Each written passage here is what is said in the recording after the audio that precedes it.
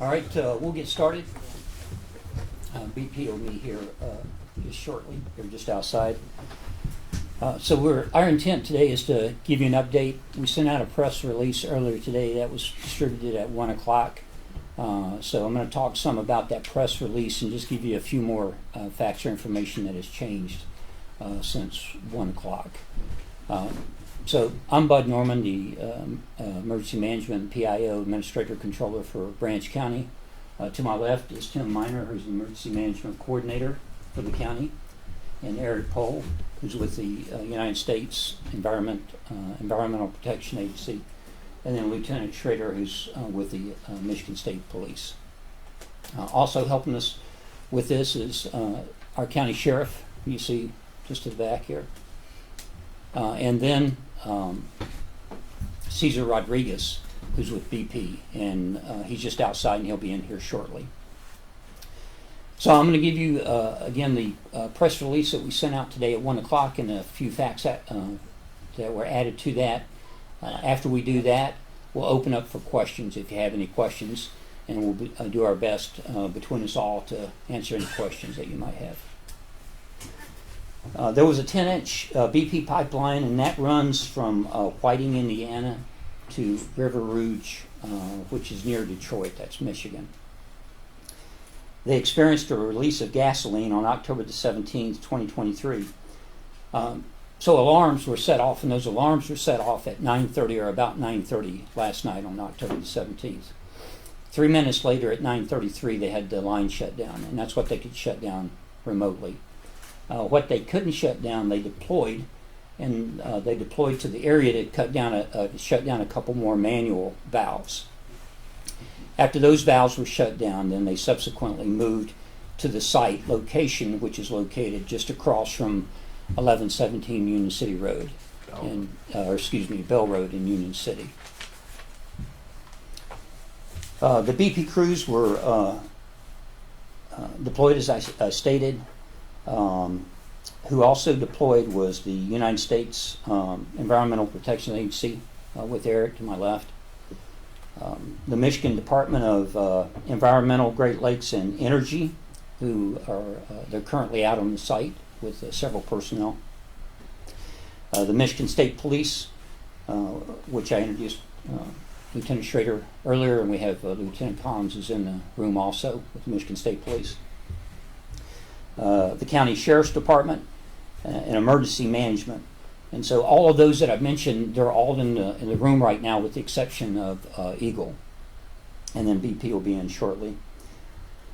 And then we have fire response assets that were there this morning for our morning meeting, and they are on call. So as I stated before, BP, this is Cesar Rodriguez.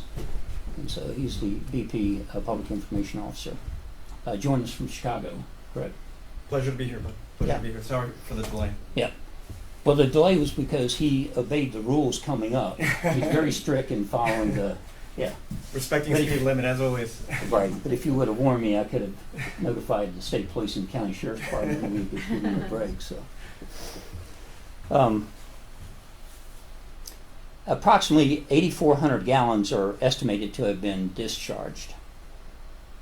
Operations include the recovery of spilled gasoline and removal of contaminated soil. And parties are on the site, and they're on the site doing air and water monitoring, air and water quality. There's no additional product that was that is known to be discharged or flowing from the pipeline and causes any environmental damage or threats. Now we have received a lot of calls from the media, and we also received a lot of calls from interested parties, and those include U.S. Congressman Walberg's office. It includes our state senator Jonathan Lindsay, our state representative Andrew Fink. We've kept the Board of Commissioners Chair Tim Stoll updated. We've also had several inquiries and kept John Houts, who's the commissioner to Girard Township, and kept him updated. and Candy Cox. Candy Cox was, she's the township supervisor. She was at our meeting this morning with us for part of the day at the site location.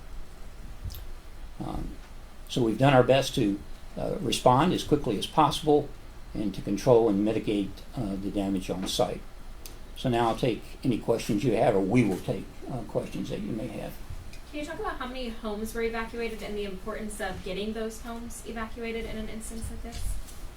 So they were, the answer is six, but the number of homes. Oh, number of first homes. Is, yeah. Well, depending on the timing, because there were some areas that shifted and changed, so it was a very, excuse me, small evacuation that didn't, they've all been released back. So, you know, there's not people staying in hotels or things like that. So it was very small, but it was kind of targeted towards where the need was based on where we potentially could have issues based on some plume modeling. So we kind of just overshot it and said, hey, this could be it because we don't know yet. And we were able to retract it and say, hey, okay, this is a better scenario. So, any idea as to what caused the leak in the first place? No, we're still working on. That's under investigation as of now. No details to share, but we'll definitely get that to you as soon as we get them. Is there a reason to suspect foul play as to how this leak happened in the first place as well?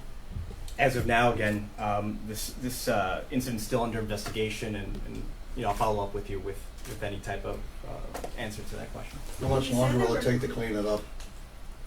As of now, it's still undetermined. Our crews have been there since late last night. They've been working hard, working with our state and local officials just to make sure, do you want me to get closer?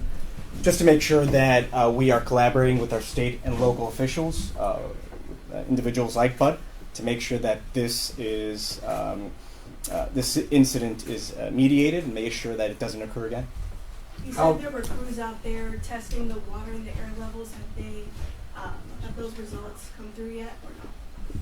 Can you repeat your question? I'm sorry. I'm sorry. You guys said there were crews out there testing the air levels and water levels. Have there been any results that have come up? As of now, no odor and no sheen, and we've had aerial drones in the area just to make sure that there are no other impacted areas.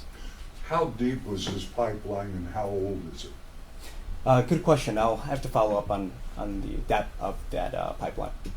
But it was underground. Yes, it was subterranean. Yes. Oh, age. We had a local telling us that they saw it put in when they were younger and they had to have been in their 60s, 70s. Yeah, I wouldn't be able to follow up with that. Sorry. Can you talk about the alarm signal? So how does that work? How are you alerted when something like this bursts? I guess walk us through that system and how you were able to get it shut off within 3 minutes. So fortunately, we got the alarm at 9:30. Our crews mobilized immediately.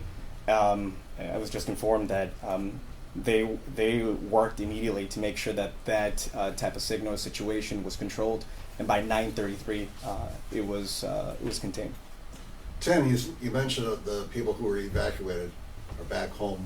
When were they given the all clear?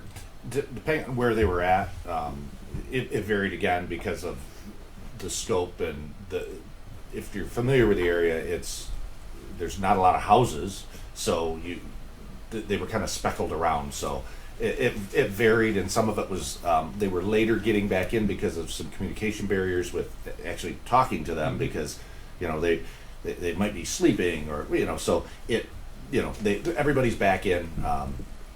It's not open to public motoring yet due to safety concerns for their crews working in the cleanup area at this point. So the latest would be ballpark time for the latest homeowner to be allowed back in? I'm going to say it was like 1 o'clock, 2 o'clock. It was lunchtime. I lost time sometime last night. I'm not sure what. Was there anybody in the campgrounds? There was, but no one camping. Okay. Campground is closed. As far as the gas, it's not natural gas, it's petroleum in this gas line. I was informed that it was gas. It's gasoline. Was gasoline? Yes. Mm-hmm. Yeah. And you said no contamination in the soil or the water, or as far as the results that came back. Correct. Yes. And as of now, we've mobilized heavy equipment to the area to make sure that we remove any type of soil that has been contaminated. Is there, from any of you guys, has there been, from the EPA or from Eagle, if there's anybody here, has there been any results as far as contamination into the water supply or into any utility whatsoever? With the assistance of the Michigan State Police, we did overflights of the surface waters this morning, and we didn't see any kind of sheen or petroleum product in the surface waters, the rivers, the ponds, and the lakes and the streams. There was some evidence of the gasoline spilling into that farm field and staining the soil, so we expect there to be some residual contamination there that's to be still investigated in terms of the quantity. And we are aware that there are some private drinking water wells in the nearby area, and there's a plan being developed and implemented to monitor those drinking water wells and ensure that those residents have safe, clean drinking water available to them. In the meantime, I believe BP is providing bottled water as out of an abundance of caution to one residence that has the closest drinking water well to the spill location. Is it just one well, or how many in total are affected by that? My understanding is there's 3 or possibly 4 wells that are in close proximity. Again, we're still assessing, and we want to make sure that we are capturing all of the wells that may potentially be impacted. My understanding is that BP is also having environmental consultants brought in that will do some of that more advanced testing and analysis of the result of this release. Was this on the west side of the road, and how far off Bell Road? But do you have that exact Right. location? It was on the west side of the road, about 90 yards from the road center line. Was it visible when the BP crews got there? Were they able to see it in the soil? Yes. Well, yes, it was visible. Yes. Liquid visible or just dark? Well, when it was flowing, it was visible, is how I could best put it. Beyond that, everyone was at safe standoff distances because of the flammability of it, and we have to, be cautious about vehicles and spark. So. How far was it from the wetlands in that area along Hog Creek? Wetlands, it's a swampy area to begin with, so I'm not sure exactly of the delineation. Within hundreds of feet, I think, is a fair estimate, and BP, along with oversight from Eagle and US EPA, will be, ensuring that the wetlands are protected. Had the field been harvested? I'm not aware of what was on the field prior, so I don't know if it was harvested or not. So Just an open field, or was it corn, beans? there was nothing in it growing. No soybeans, Nothing. Wouldn't be able to tell. So what does remediation look like? Is that just scooping up dirt and replacing it, or is this field still going to be usable next growing season? That's correct. As of now, as I mentioned before, our heavy machinery has been brought to the area to make sure that we bring out that soil, remove that soil that has been contaminated.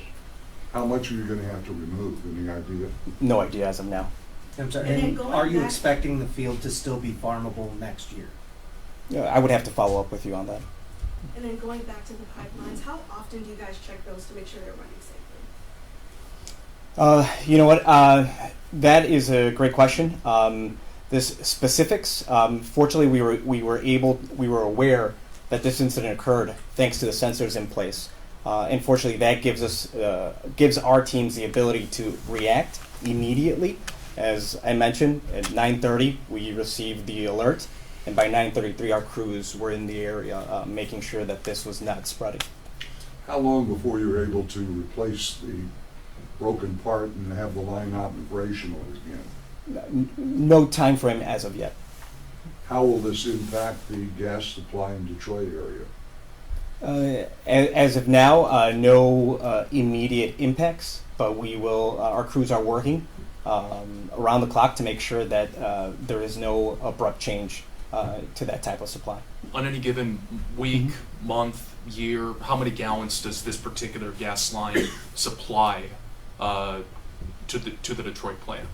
I'll give you the specifics on the side. Yeah, connect with the technician.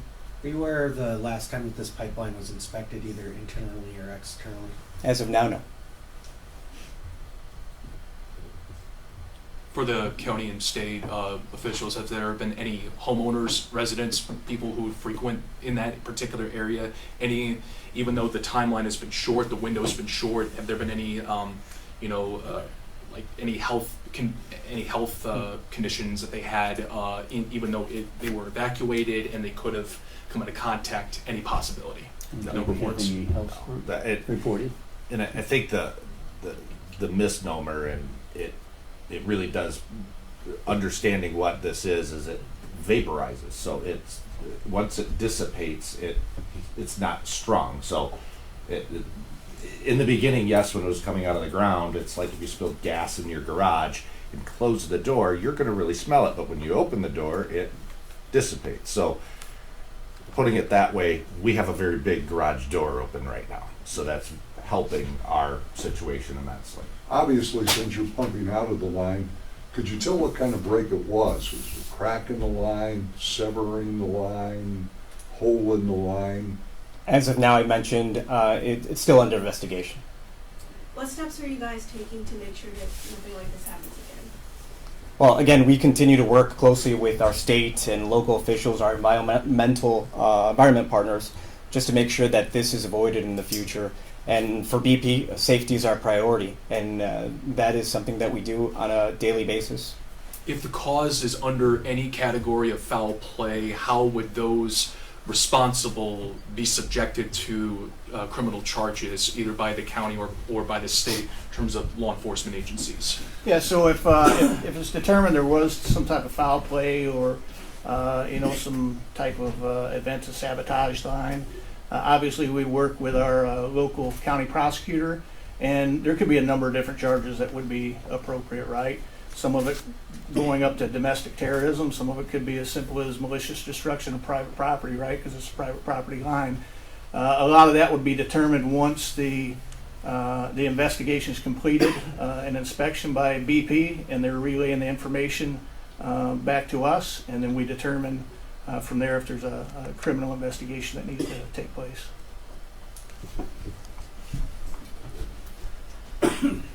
When will we get another briefing from, especially From BP for the what could have possibly caused it, the other metrics from this? Sure. Well, thank you for the question. We're working around the clock.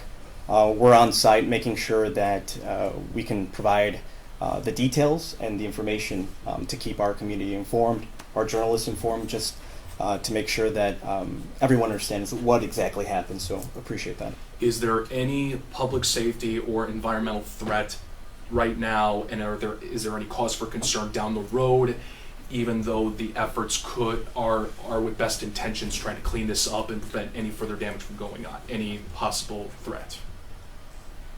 I think as we continue recovery through this incident, we're just going to continue to make the assessments, and our number one priority from the federal EPA is to ensure that the environment is protected and human health is protected. So as we move forward with BP and our other state and local partners, we're going to keep that in the forefront. So no threat? As far as we have seen right now, again, reiterating, we haven't seen any impact to surface water. There was some contamination to the farm field and the soil, and there's the potential that there's the nearby drinking water wells. So, but again, those are at the front of our thoughts, and we're going to make sure that those are protected, and we're going to make sure that that the homeowners and the residents are fully informed of what that means. Where are the soils that are being removed, being taken to dispose of? As of now, no details on that. I'll get back to you.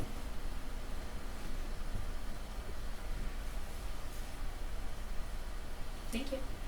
Thank you, everyone. Appreciate it. Thank you. Thank you. Can I get your email?